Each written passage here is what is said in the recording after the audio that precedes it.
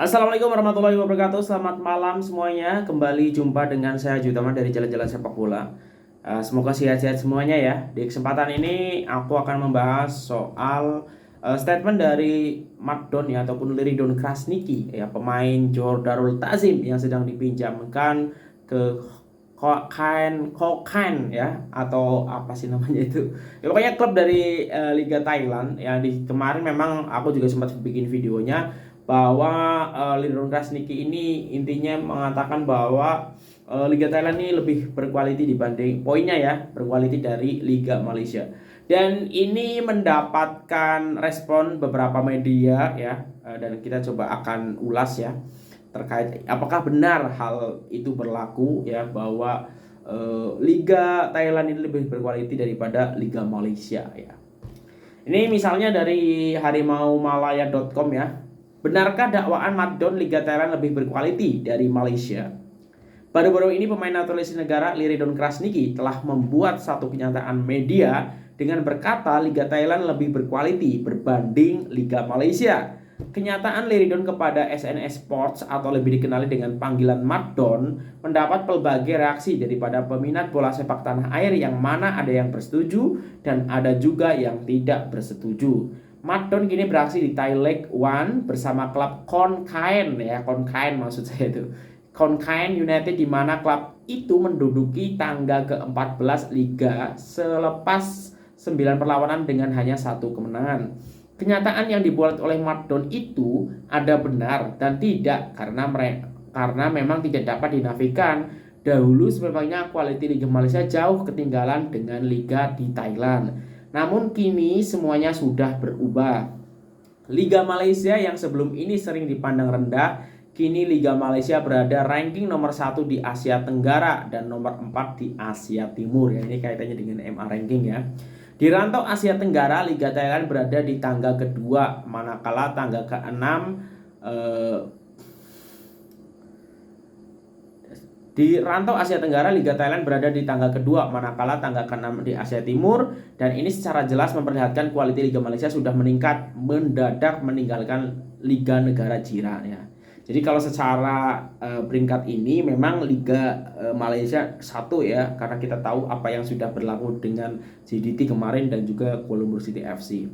Dalam kenyataannya, Madon beliau memberitahu perbedaan setara antara liga utama di dua negara itu adalah dari segi intensiti permainan dan profesional. Ya, tidak dinafikan bahwa permainan di Liga Thailand, jadi sisi ini yang disoroti oleh Madon ya.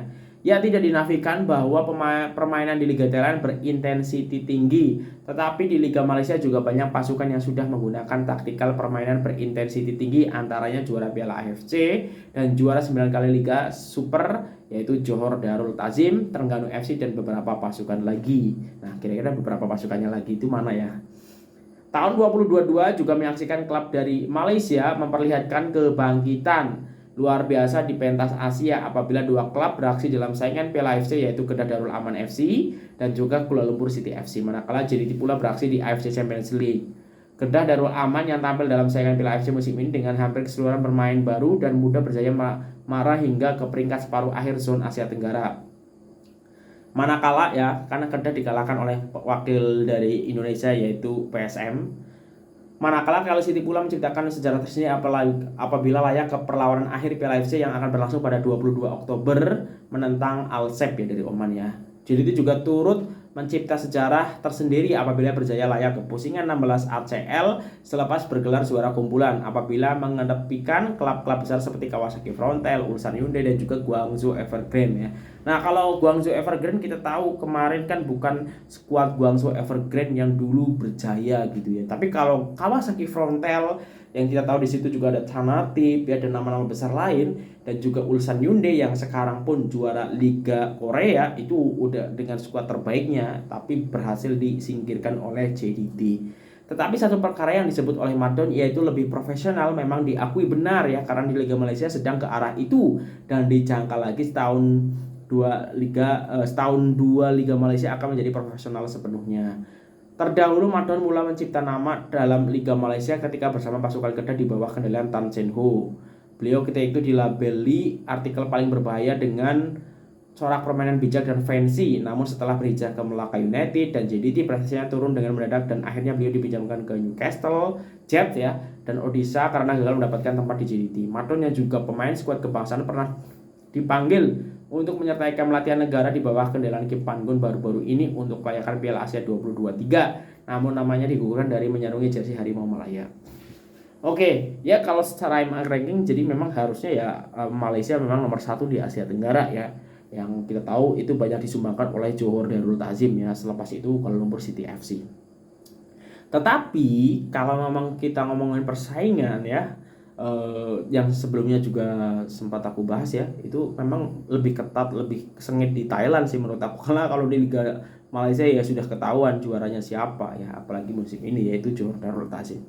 Ya jadi sebenarnya ada benar, ada tidaknya lah ya pernyataan tersebut gitu.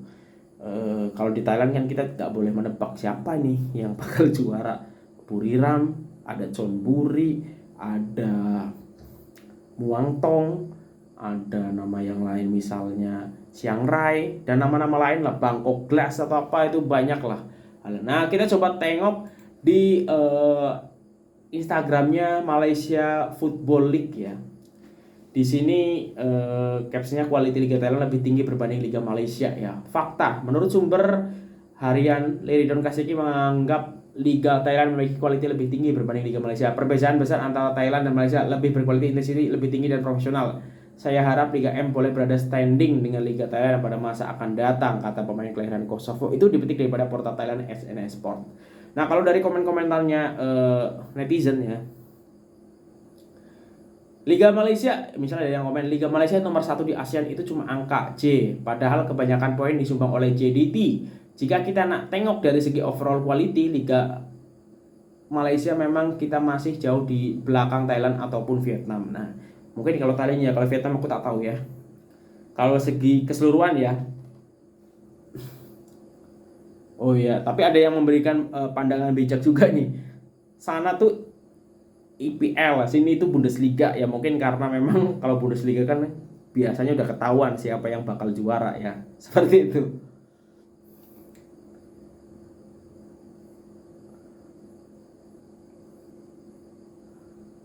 Untuk 2 tahun lepas betul.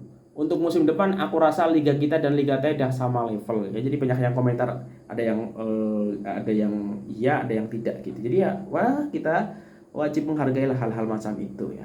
Menurut teman-teman seperti apa, tulis di kolom komentar ya. Nah selanjutnya ini soal respon kaitannya dengan goal away. Ya karena kita tahu ya, pertama Sabah sebenarnya ini kaitannya dengan juru latih dari Sabah yaitu Om Kingsley ya. Karena sebenarnya kan memang Sabah cukup sebenarnya apa yang tadi sudah saya sampaikan, Sabah kan peringkat ketiga ya. Awal-awalnya kan ada pendapat bahwa harusnya yang mendapatkan itu Sabah ya, tapi ternyata